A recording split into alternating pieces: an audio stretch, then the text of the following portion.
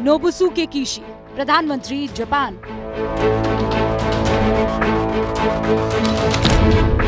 पिता शिंटारो आबे, विदेश मंत्री जापान 1982 से 1986। ये विरासत थी शिंजो आबे की, जिसे आगे बढ़ाते हुए शिंजो आबे ने एक नई लकीर खींची। वो जापान के सबसे कम उम्र के प्रधानमंत्री तो बने ही, और सबसे ज्यादा वक्त तक पीएम की कुर्सी पर रहने का रिकॉर्ड भी बनाया। आबे एक ऐसे वर्ल्ड लीडर थे, उनका देश में लोकप्रियता का ग्राफ जितना ऊंचा था, इंटरनेशनल फोरम पर कद भी उतना ही बड़ा था। पिछले करीब 1.5 दशक से जापान की राजनीति में आबे का ही सूरज चमक रहा था। एक शानदार विरासत की नींव पर बन रही बुलंद इमारत पर सिर्फ इन 2 गोलियों ने ब्रेक लगा दिया।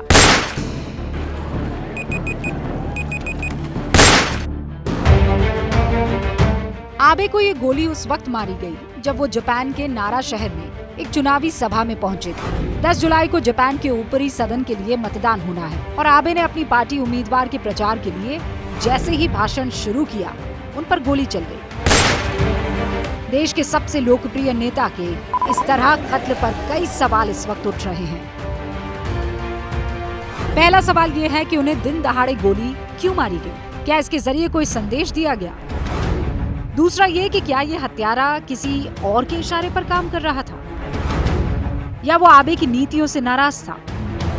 आबे की देश में जिस तरह से लोकप्रियता थी, उससे ये भी सवाल उठता है कि क्या उनकी लोकप्रियता का चढ़ता ग्राफ किसी को नागवार गुजर रहा था? हत्या चुनावी सभा में हुई है, इसीलिए सवाल ये भी है कि कहीं वारदात के पीछे घरेलू राजनीति तो नहीं? ऐसे बहुत से सवाल हैं, क्योंकि आबे जैसे नेता के कत्ल ने पूरे जापान को दहला दिया है। まさか日本でこんなことが起きると思わなかったので、長い間首相としてかなりいろいろ。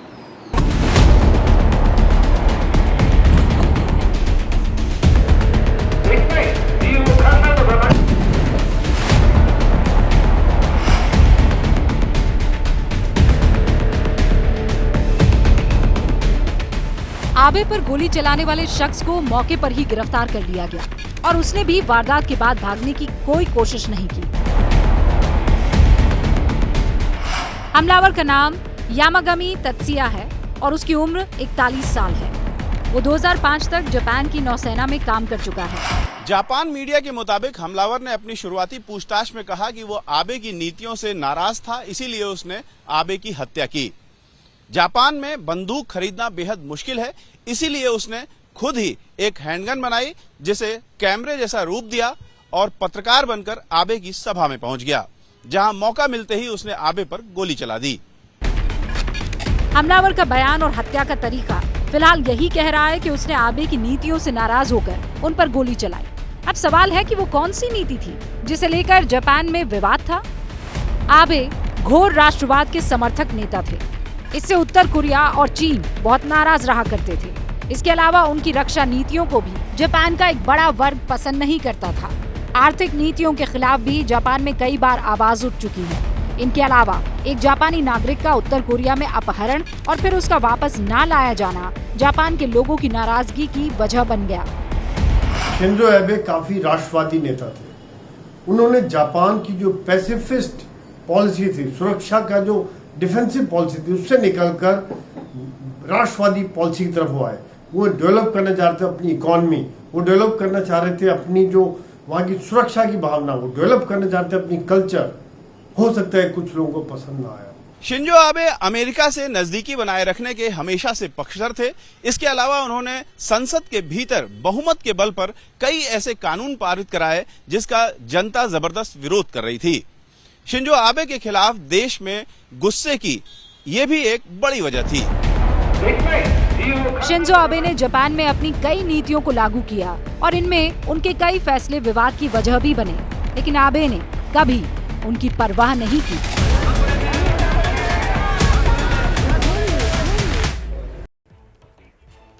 शिंजो अबे की सबसे कंट्रोवर्शियल नीति देश की अर्थव्यवस्था से जुड़ी थी, जिसे आबेनॉमिक्स कहते हैं।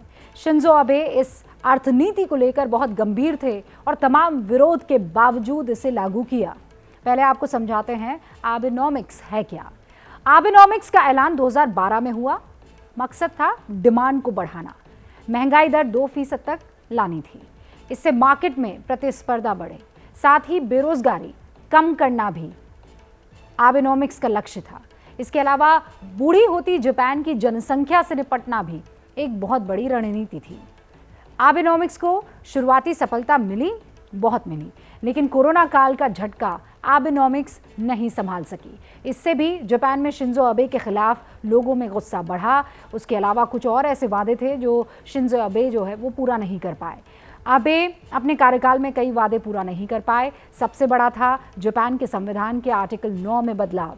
इस नियम की वजह से जापान में तय संख्या से ज़्यादा सैनिक हो सकते हैं। कानून दूसरे विश्व युद्ध में जापान की हार के बाद थोपा गया था। जापान के लोग कानून बदलने की मांग करते हैं। बावजूद इसके शिंजो अबे जापान के सबसे लोकप्रिय नेता और प्रधानमंत्री रहे। इन नीतियों के बावजूद उनका करियर, उनके ग्राफ को अगर आप देखें तो ये इससे जाहिर होता है। 1979 में कोबे स्टील प्लांट में उन्होंने काम किया। 93 में पिता की मौत के बाद चुनाव लड़ा। 2006 में सबसे कम उम्र के पीएम बने। 2007 में चुनाव में हार के बाद इस्तीफा दिया। 2012 में दोबारा प्रधानमंत्री बने। 15 में दूसरे विश्व युद्ध के बाद पहली बार जापानी सैनिकों को विदेश की धरती पर उन्होंने भेजा, फैसला लिया। 2020 में सेहत की वजह से पीएम पद छोड़ दिया। 2007 मैक्वाव देश के बीच जो देश है उसके बीच वार्ता की शुरुआत की। 2021 में भारत ने पद्म विभूषण से सम्मानित किया है शिंजो अबे को।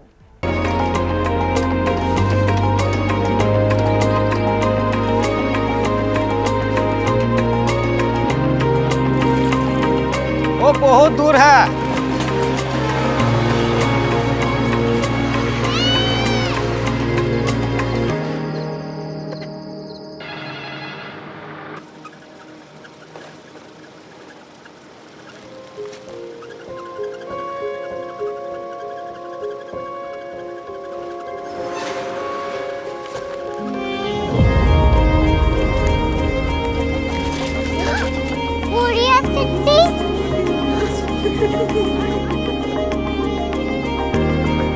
दुनिया को कुछ लोग बड़े होते हैं। कोरिया सिटी कहाँ है? प्रोफेसर साहब को पता होगा।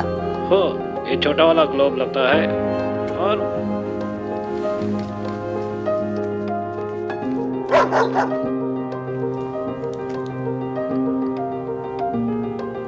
पता नहीं, मेरी बेटी से जाके मिल लो, शायद उसे मालूम हो।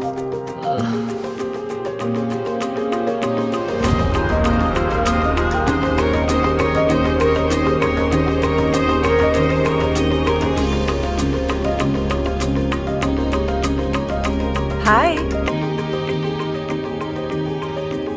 बाबा ने भेजा है। Come here. Korea city. Korea city नहीं, क्यूरियोसिटी। वो क्या? That's what brought you here? जो तुम्हें यहाँ तक ले आया। क्यूरियोसिटी।